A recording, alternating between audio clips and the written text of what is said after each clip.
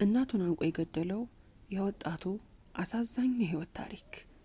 ይህንን አሳዛኝ ታሪክ የጻፈው ሰው እንዲህ ሲል ይጀምራል። ይህንን ታሪክ የምጽፍላችሁ በቅርቡ አያቴና እናቴ ካካፈሉኝ ነው። እውነተኛና እዚሁ ሀገራችን ውስጥ የተከሰተ ጉድ የሚያስብል አሳዛኝ ታሪክ ነው። ታሪኩ በቅርቡ ከአንድ ወይንም ከ2 ዓመት በፊት የተከሰተ ሲሆን እናት ከልጆቿ ጋር ኑሮዋን መስርታ መኖር ከጀመረች ሰነባብታለች። የመጀመሪያ ትሆን ባትነግረኝም ታላቅ ልጇ ትዳር መስርታ መኖር ጀምራለች። ታዲያ ታናሹ ወጣት ልጅ እናቱ ላይ እንደ ልቡ ይደነፋል። በዚህ ስራውም እናት ከልቧ ትፈራው ጀመር። ፍራቿ የመነጨው እሱ ለሷ ከሚያሳያት ትዕቢት እንጂ ከሌላ አልነበረም። ይገርማል የሰው ነገር። ሽንቱን በእጇ ጠርጋ ያሳደገችው እናቱን ግልምጫዋን ሰው ሊመታት ይቃጠዋል። ምን አይነት ጭንቅላት ነው ይህንን የሚቀበለው? እናም ከዕለታት በአንዱ ቀን ልጅ ለእናቱ የሞባይል ስልኩን ቻርጅ እንድታስደርግለት አስጠንቅቆ ይሰጣታል። ወጀው ጉድ! እናቱን ይልካል። እናት በትዕዛዙ መሰረትም ገበያ ስትወጣ ስልኩን በጡቶቿ መሀል ቋጥራ ከምትይዘው ብር ጋር አያይዛ ታስቀምጠዋለች። ግብይቷን እንደጨረሰችም የልጇን ስልክ ቻርጅ ለማስደረግ ብትመለከት ስልኩ ከቦታው ላይ አጣችው። በድንጋጤ በአካባቢው አፈለገች። ስትባክን ውላ ምንም ልታገኝ ስላልቻለች በፍራቻ ወደ ታላቅ ልጇ ቤት አመራች። 9 ወር በሆዷ ተሸክማው 2 ዓመት ያጠባችውና ተንከባክባ ቆንጥጣ ያሳደገችው ልጇን ትፈራዋለች። የሰው ነገር እኮ ጉድ ነው። ይህች ምስኪን እናት በመደናገጥ ወደ መጀመሪያ ልጇ ወደ ሴት ልጇ በመሮጥ ችግሩን ትነግራታለች። ስልኩ ካስቀመጠችበት መጥፋቱንና ልጅየውም እንደሚገላት አስረድታ አብራትም እንድትሄድ ተማጸነቻት።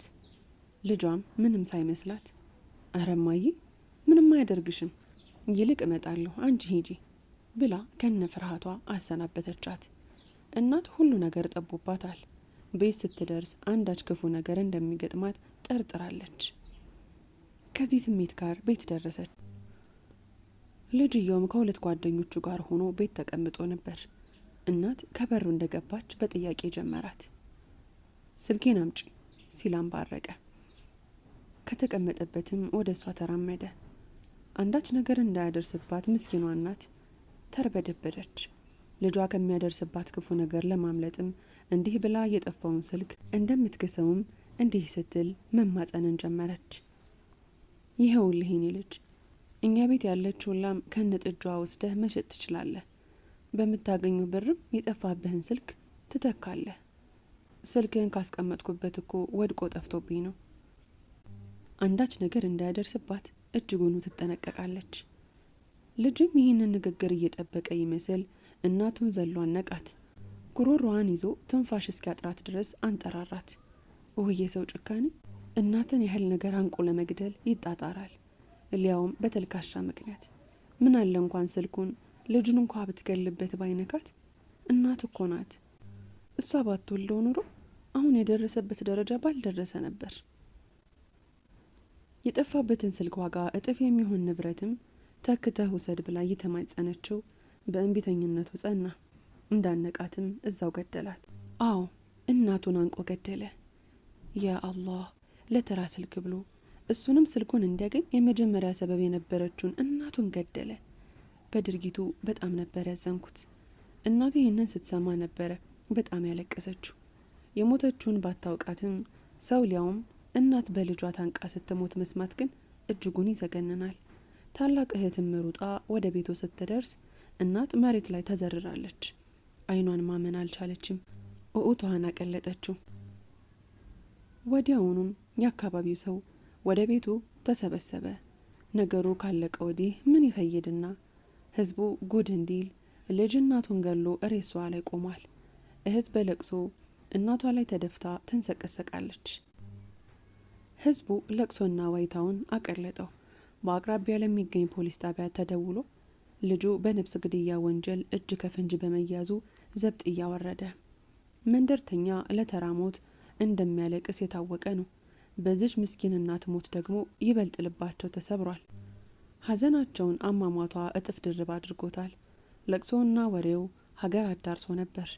መቼስ ሬሳን ተሸክመው አይቆዩምና እናት ልትቀበር በእስልምና ስርዓት መሰረት ሰውነቷ ተገነዘ።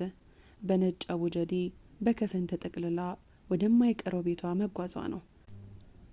በእግሯ ላትሄድ ነገር ግን ሸክሟ አልቀረላትም። ይህኔ ነው ታዲያ ታይቶ የማይታወቅ ትልቅ ጉድ፣ እንግዳ የሆነ ነገር የገጠማቸው።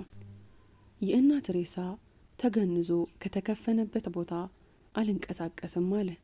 የሀገሩ ወጣት ወጠምሻ ሊያነሳው ቢሞክር ፍንክች አላለም። በተቀመጠበት ቦታ እንደ አለት ደርቆ ወደ ላይ የሚያነሳው ጠፋ። የሀገሬው ሰው ጉድ ብሎ ምን እናደርግ ሲል ከፊሎቹ ሸህ ይጠራና መፍትሄ ያበጅልን ሲሉ ሀሳብ ሰጡ። በአካባቢው ለሚገኙ ሸሆችም ጉዳዩ ተነግሮ ወደ ቦታው ፈጥነው ደረሱ።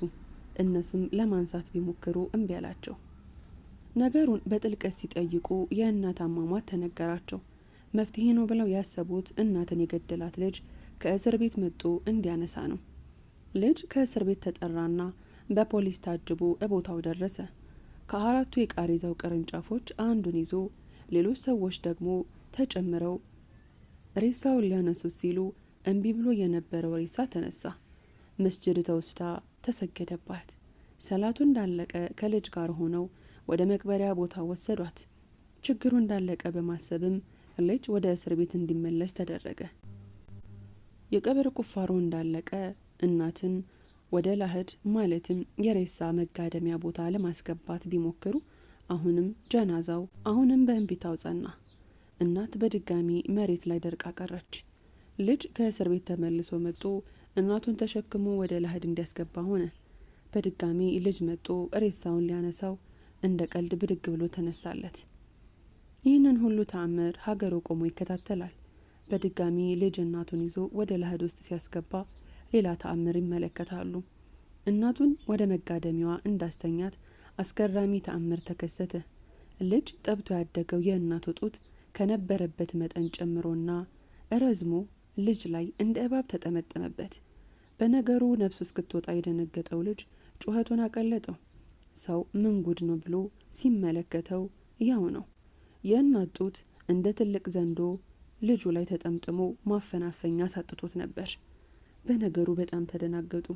የእናት ሀቅ መሆኑንም ሁሉም ተገንዝቦ ነበር። ሆኖም የሞት አይነሳና ልጅን ከእናቱ ጡት አላቀው ለማዳን ቢሞክሩም ጭራሽ እምቢ አላቸው። ይሄኔ አዋቂዎቹ የእናት ጡት ይቆረጥ ወይስ ልጁን ከእናቱ እንድፈነው ብለው ካጤኑ በኋላ አንድ ውሳኔ ላይ ደረሱ። የአላህ ውሳኔና ተአምር ነው። ልጅን ለማላቀቅ መሞከር ከንቱ ልፋት በመሆኑ እዛው ከእናቱ ጋር ድፈኑት፣ ለሰዎችም አላህ ያሳየን ተአምር ነው ሲሉ ጉዳዩን ቋጩት።